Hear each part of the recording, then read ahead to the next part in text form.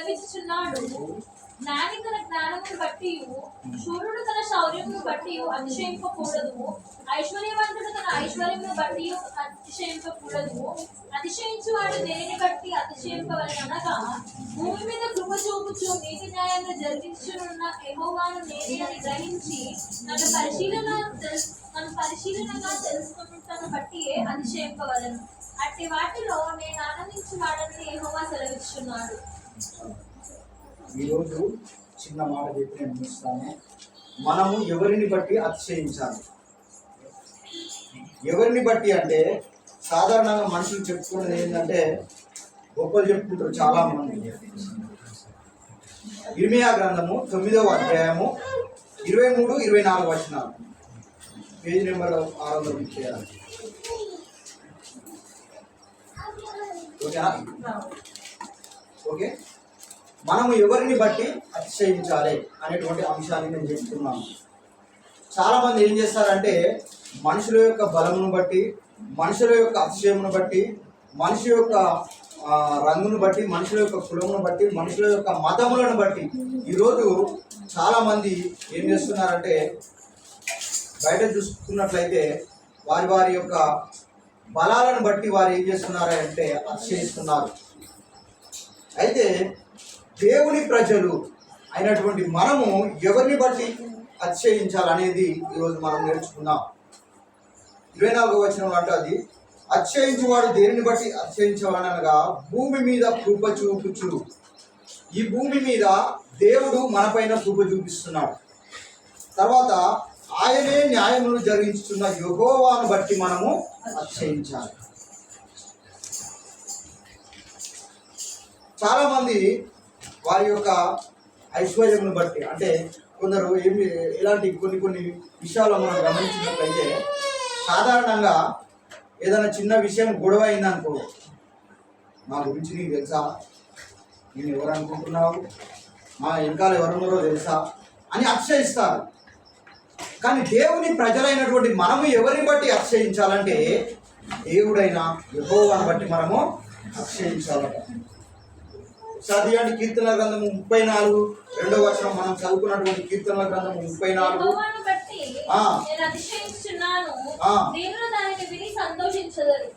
చాలండి. యెహోవాను బట్టి నేను అతిశయించుచున్నాను, దీనులు దాని విని సంతోషించుచున్నారు. నా విషయంలో గొడవ అయినప్పుడు నిజంగా అయ్యగారు వచ్చారు, చాలా మంది వచ్చారు, సుమారు 70-80 మంది పాస్టర్లు వచ్చారు. అయ్యో, నేను అనుకున్నాను ఆ కొట్లాట జరిగినప్పుడు నేను ఒక్కనే ఉన్నాను, నాకు ఎవరు లేరని చాలా బాధపడ్డాను, ఏడ్చాను. రాత్రంతా నిజంగా నాకు నిద్ర పట్టలేదు. రాత్రంతా వేదనతో ప్రార్థన చేసుకున్నాను, ఎవరు లేరా ప్రభు అన్నప్పుడు. ఉదయం పోలీస్ స్టేషన్ దగ్గరికి వెళ్ళినప్పుడు చూసినప్పుడు వీళ్ళందరూ వచ్చారు, అన్నవాళ్ళు కూడా వచ్చారు. నిజంగా నేను ఊహించలేదు. వాళ్ళంతా మంది నాకు సపోర్ట్గా వచ్చి ఒక స్టేట్ నాయకుడిని తీసుకొచ్చి అక్కడ మరి స్టేషన్లో కంప్లైంట్ ఇవ్వడము, వారందరూ సపోర్ట్గా ఉండి నాకు ప్రోత్సహించడము, నిజంగా నా పట్ల వారు చూపినటువంటి ప్రేమను బట్టి నేను అతిశయిస్తున్నాను. ఎవరిని బట్టి నేను అతిశయిస్తున్నానంటే, నా దేవుడైన యెహోవాను బట్టి. హల్లెలూయా. ఎందుకంటే నేను రాత్రి ప్రార్థన చేశాను కాబట్టి ఉదయకాల సమయంలో సేవకులందరినీ తీసుకొచ్చాడు, అక్కడ వారందరిని బట్టి నేను సంతోషిస్తున్నాను.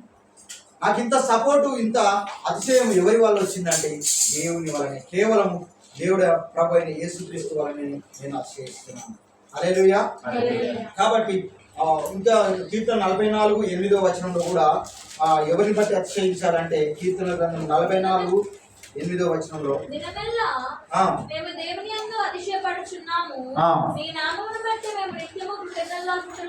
చాలండి. దినమెల్లా మేము దేవుని యందు అతిశయపడుచున్నాము.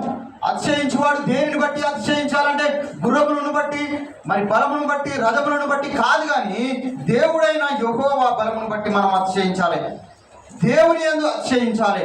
ఎవరి నామమును బట్టి అంటే, నీ నామమును బట్టి మేము నిత్యము కృతజ్ఞతాస్తుతులు చెల్లించుచున్నాము. మనము చాలా సందర్భాల్లో ఎవరు లేరని మనం అనుకుంటాము. నిజంగా సహోదరి ఎలాగ సాక్ష్యం చెప్తున్నది. ఆమె ఆపరేషన్ అవుతున్నప్పుడు ఆమె కూడా ఏం చెప్పింది, యేసయ్యా యేసయ్యా అన్నప్పుడు ఆమె మొరను దేవుడు విన్నాడు. మనం కూడా మన ప్రార్థనలకు జవాబు ఖచ్చితంగా అనుగ్రహిస్తాడు. దేవుని బట్టి మనము అతిశయించాలి. ఒకసారి ఆదికాండము 16వ అధ్యాయం 7వ వచనం చూడండి. అక్కడ మరి ఎవరిని బట్టి ఆమె అతిశయిస్తుందో చూద్దాం. ఆదికాండము 16వ అధ్యాయము 7వ వచనం. యెహోవా దూత ఆ. అరణ్యంలో నీటి బుగ్గ యొద్ద అనగా షూరు మార్గములో బుగ్గ యొద్ద ఆమెను కనుగొని, సారాయి దాసువైన హాగరు ఎక్కడి నుండి వచ్చితివి, ఎక్కడికి వెళుచున్నావని అడిగినందుకు అది నా యజమానురాలైన శారయి యొద్ద నుండి పారిపోచున్నానని. చాలండి. ఇక్కడ అబ్రహాము భార్య అయినటువంటి సారాయికి సంతానం లేదు. తన యొక్క మరి దాసికి మరి దేవుడు సంతానం ఇచ్చినప్పుడు ఆమె ఏం చేసిందండి? తన దాసిని హింసించినప్పుడు, ఆమె పారిపోతున్నప్పుడు అరణ్యంలో దేవుని యొక్క దూత ప్రత్యక్షమయ్యి ఏం చేసిందండి? వద్దు, నువ్వు తిరిగి యజమానురాల దగ్గరికి వెళ్ళు, నేను నీకు ఉంటాను. నువ్వు ఎవరిని బట్టి అతిశయించాలంటే నన్ను బట్టి నువ్వు అతిశయించాలని చెప్తుంది అక్కడ. నిజంగా మనము దేవుని యొక్క ప్రణాళికలో ఉంటే దేవుడు ఖచ్చితంగా జవాబును అనుగ్రహిస్తాడు. ఎవరిని బట్టి అతిశయించాలండి? మనము దేవుడైన యెహోవాను బట్టి అతిశయించాలి. కాబట్టి మన జీవితాల్లో జరుగుతున్నటువంటి అనేక సందర్భాలలో మనము ఎవరు లేరనే అటువంటి విషయంలో మనం కృషించిపోతాము, కురింగిపోతాము. కాబట్టి అలాగూ ఉండకుండా మన యెహోవా కొరకు ఎదురు చూచువారు నూతన బలం ఏ విధంగా పొందుతారో మనం కూడా దేవుడని యెహోవాను బట్టి అతిశయించాలి. హల్లెలూయా.